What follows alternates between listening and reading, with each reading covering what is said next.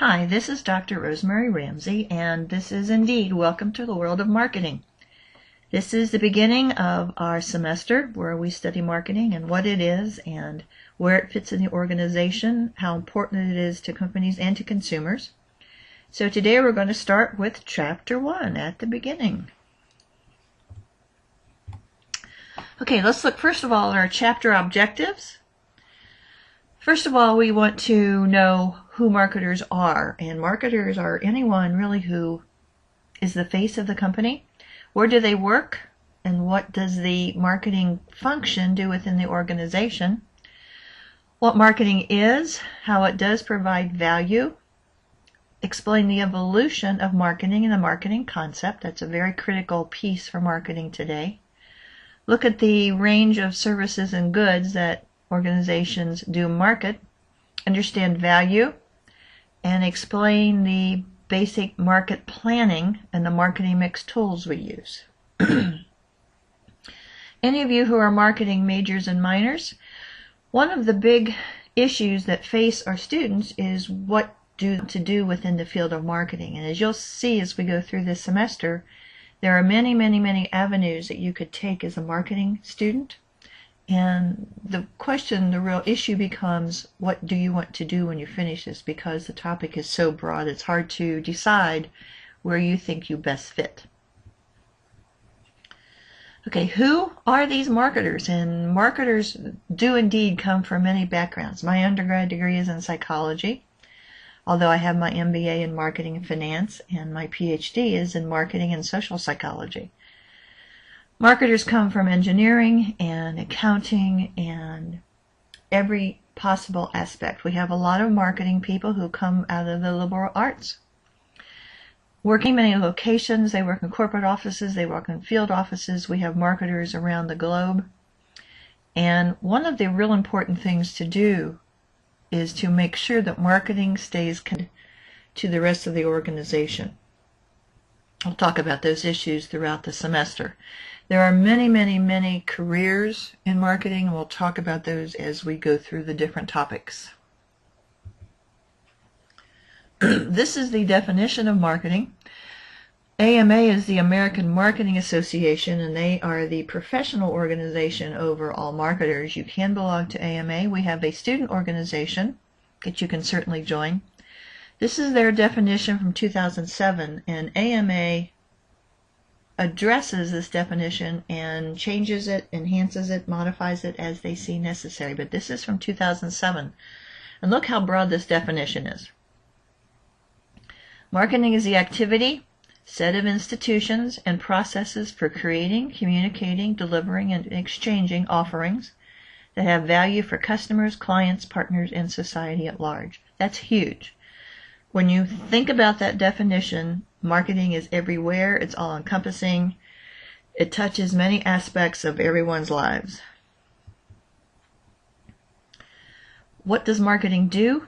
Well, it meets the needs of many different people and your various stakeholders as an organization. Those are your buyers, your customers, your consumers, your sellers, your investors, which are your stakeholders, your community residents, your citizens, your consumers, and so on. The marketing concept, which we'll talk about momentarily, is a huge concept in marketing today because it involves customer satisfaction, using company resources at a profit. Okay, what are needs, wants, and benefits? And we can all think about something that we want, but do we really need it? Well, probably not. The consumers in the United States today have very few wants. Very few needs. A lot of wants, but not very many needs. We are the largest consuming nation in the world. We have lots of stuff. Needs can be physical or psychological. You need a car to get to school. You need a car to get to work. You need that fancy, souped-up car because that's a psychological need, not physical. Benefits, this is why people buy. We have never bought a feature. We only buy benefits. That's the piece of the product or service that satisfies that need or want. And the want is the desire to satisfy a need in some specific way. And demands, those are our desires that we as consumers proffer to the organization. What does marketing do again? Well, it creates utility. Utility is the sum of the benefits that we receive from using the product or service. Form, place, time, and possession utility. All of those go into that product or service that we purchase and consume. Marketing exchange. An exchange occurs when something is obtained for something else in return, like cash for goods or services. Buyer receives something, the seller receives something of hopefully equivalent value. Evolution of marketing. This is a big deal here. This is where we've come from, where we've gotten to. However, when you look at these different eras, as we may call them, some companies have not evolved beyond the production era. Some are still there. Some are still in that sales era. So some have emerged through these phases. Some begin in the triple bottom line era. But this is, if you look back at marketing many decades ago, pretty much every company was in the production era, and then we've evolved out of that, although some are still there. The production era is where you focus on doing something efficiently and effectively. Your manufacturing facilities are working at their most efficient and effective. The sales era, that's the selling orientation. That's where you attempt to beat the competition, where you are fairly aggressive in the marketplace. The relationship era is where we finally, and this started probably in the 50s, that's where we finally, as organizations, began to look at the customer as opposed to internal processes or the competition. We now have taken that consumer orientation and do indeed want to satisfy customers and keep them. TQM is part of this, total quality management. This started in the 90s, where we do focus on bringing the best quality to the consumer. The triple bottom line era, this was ushered in, it probably started back in the 60s or early 70s, where we had the consumerism movement and where we also focused on the environment and the community at large, so that you attempt to do the right thing for your consumers, for your business community, for the environment, for the nation, still at a profit. We can't forget that. One of the examples of this, and of course they no longer own this company, was Ben & Jerry's ice cream. And they were a small company in Vermont, and their philosophy was to make a real top quality product, their ice cream, and it is good.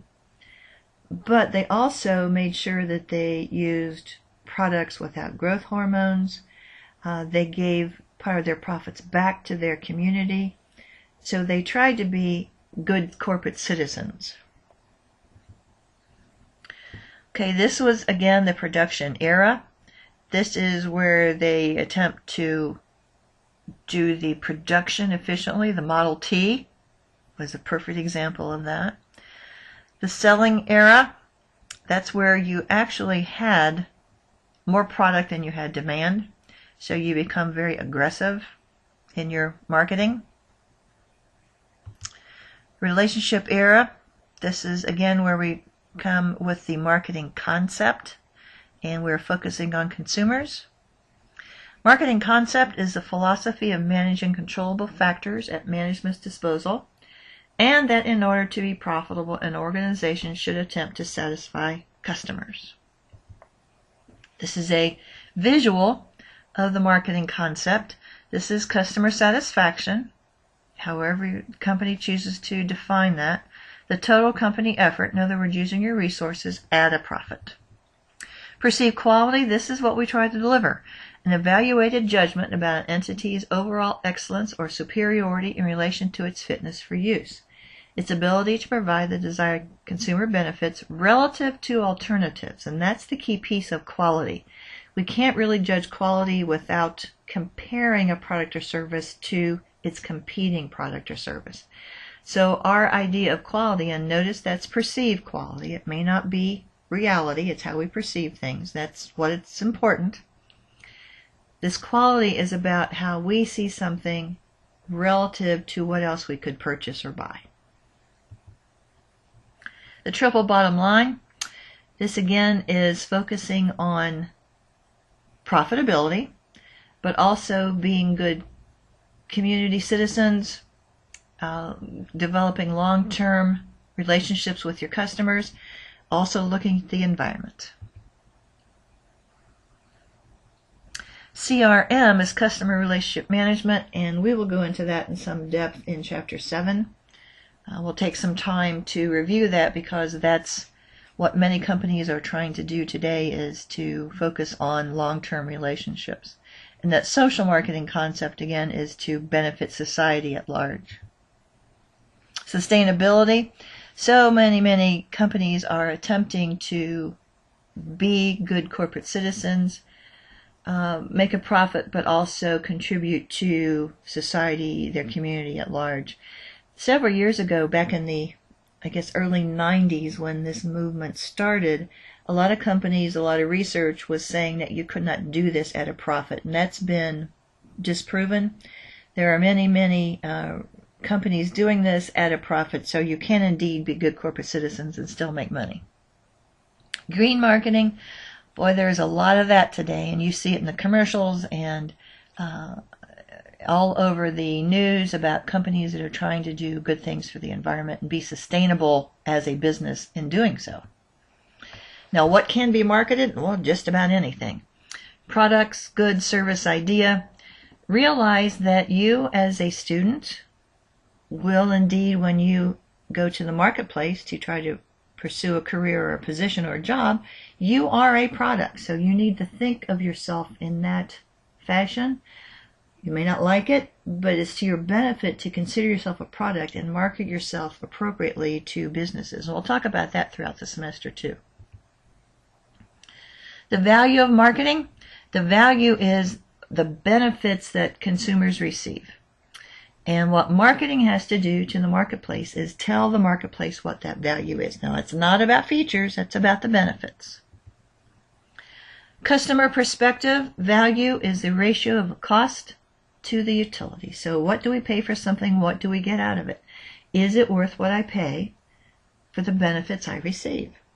A value proposition, and you should start thinking about what these are and look out there at different value propositions that companies have.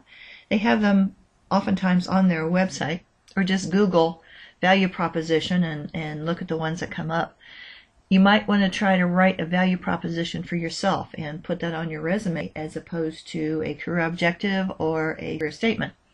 But a value proposition includes a whole bundle of benefits the firm promises to deliver, not just the benefits of the product itself. So writing this for yourself, what do you think, what do you intend, what do you see that you could deliver to that company? And that should be your value proposition. From the seller's perspective, sellers should build value by marketing with customers, not to them. That's an enormous difference. What do we have? What do we have that we can offer you, and work with the buyer as opposed to try to just get the deal. Lifetime value of a customer. This is something that many companies are looking at. It's calculating the projected profit from a particular customer that a firm will get over the lifetime of the relationship. When we talk about CRM, you will see that companies are actually tracking the profitability that each one of us has as a consumer to them. For instance, if you go to Kroger's and have a Kroger Plus card, they are calculating the value of you to the organization. They track everything you buy, when you buy it, how much you buy, how much you pay, and they will track whether or not you are a valuable, profitable customer to them. This is something called a value chain, and this is as the product goes through the marketplace from manufacturer to consumer, and all the pieces, all the different aspects of that product, and each point along the movement of the product adds value to the product. That's what a value chain is. Here's the marketing mix, and this is something that You will need to know throughout this semester, this is what the rest of the semester will be focused on, really, is the marketing mix. And those are called our 4 Ps. So it's product, place or distribution, promotion, and pricing strategies designed to produce that long-term benefit with your customer. So again, your marketing mix, those are your 4 Ps: price, place, promotion, and product. Here it says distribution. Consider that place or P distribution, because we always talk about the 4 Ps. This is just a visual of the 4 Ps, so that, and there's certainly much more to each one of them than is listed here. This is one of the reasons that students have difficulty deciding what they want to do as a marketing major for their career, because you can literally get into any of those areas. For instance, for product, you could be a product manager, you could be into product design, you could be into product packaging, you could be into branding. As a pricing person, you could look at credit terms or payment terms or the value or how to put the pricing together. Our promotion, that's our sales promotion, advertising, our sales, our public relations, and our direct marketing. And then place, our distribution P, is anything that is involved in moving that product through the channel of distribution. So you have channels in warehousing and transportation and inventory and so on. So the marketing mix is huge, and we will spend a lot of the semester on this. Marketing system goals. Why are we doing marketing? What are we trying to do today? And it is important.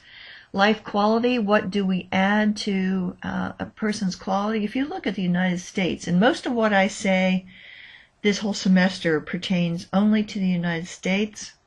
Once you get into another country, everything changes. So if you look just at this country, our quality of life is pretty amazing compared to some other parts of the world. If you haven't done any traveling, please do so. Go to other countries and just see what lifestyles they have, and look at the difference between theirs and ours. And not that ours is necessarily better, but I think from our perspective, we would see that our lifestyle has a higher quality than theirs. They may not agree with that. But there again, remember, quality is a perception, so it's based on the individual. Choice. We have enormous choice, probably too much choice. Customer satisfaction. We want customers, profitable customers, to be satisfied with our products and services and continue to come back. And, of course, to provide consumption of our products and services. And finally, some of our new challenges, and these are enormous. Globalization, oh yeah, well, we're going to spend quite a bit of time talking about international business and global business and international marketing. A changing world economy, well, yeah, pick up the paper, watch the news, every day it changes. Ethics and responsibility. If you are not an ethical person, ethical business person, you probably won't be in business too long. And a new landscape. Everything changes all the time now. Change is one thing you can count on.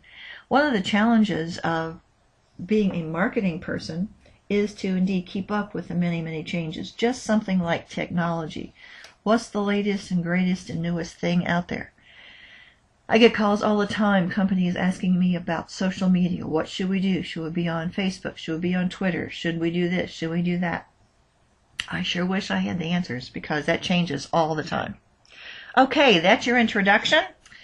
We will continue on. If you have any questions, please contact me either via email, on chat, live chat when I have that available, or call my office and leave a message.